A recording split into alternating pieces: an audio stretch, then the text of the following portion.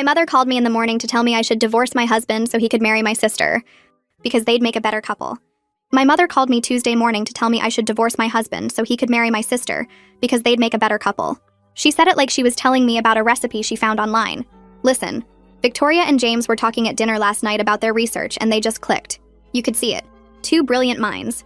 You should step aside gracefully. I stood in my kitchen holding the phone, watching my 3-year-old daughter eat breakfast. Mom, James is my husband. We have a child. Children adapt.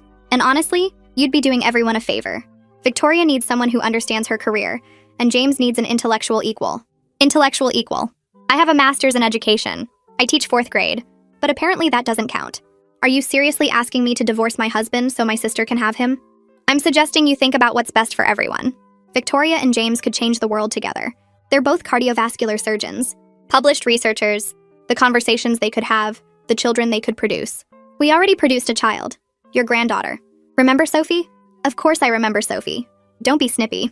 But imagine the genetic potential if Victoria and James had children. 2 surgeons, that intelligence, that drive. I can't believe you're saying this. Someone has to. You've been holding James back for 5 years. He could have been chief of surgery by now if he didn't have to rush home for your little teacher conferences and school plays. Those are his daughter's school plays. You know what I mean. He's limited by domestic obligations. Victoria wouldn't limit him. She understands the demands of medicine. Because she has no life outside the hospital.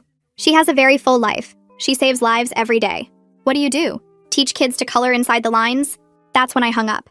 She called back immediately. I didn't answer. Then Victoria called. Mom says you hung up on her. Mom suggested I divorce James so you can marry him. Silence. Then, would that really be so terrible? Are you insane? I'm practical. James and I have more in common than you two ever did. We speak the same language, work the same hours, understand the same pressures.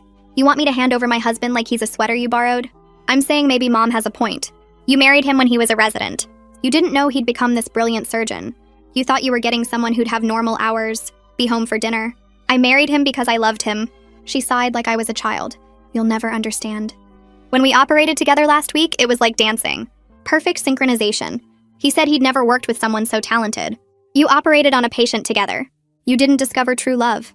Mom's already talked to her lawyer friend about divorce proceedings. She says if you file first, you can get better terms. Mom talked to a lawyer about my marriage? She's being practical. Someone has to be. I drove to my mother's house with Sophie. She was in her garden acting like nothing had happened. Oh good, you're here. Can you watch Sophie next weekend? Victoria and James have a conference in Boston. They're going to a conference together? It's a cardiac surgery symposium. They're both presenting. Separate papers, but still. The networking opportunities alone. Mom, James isn't going to any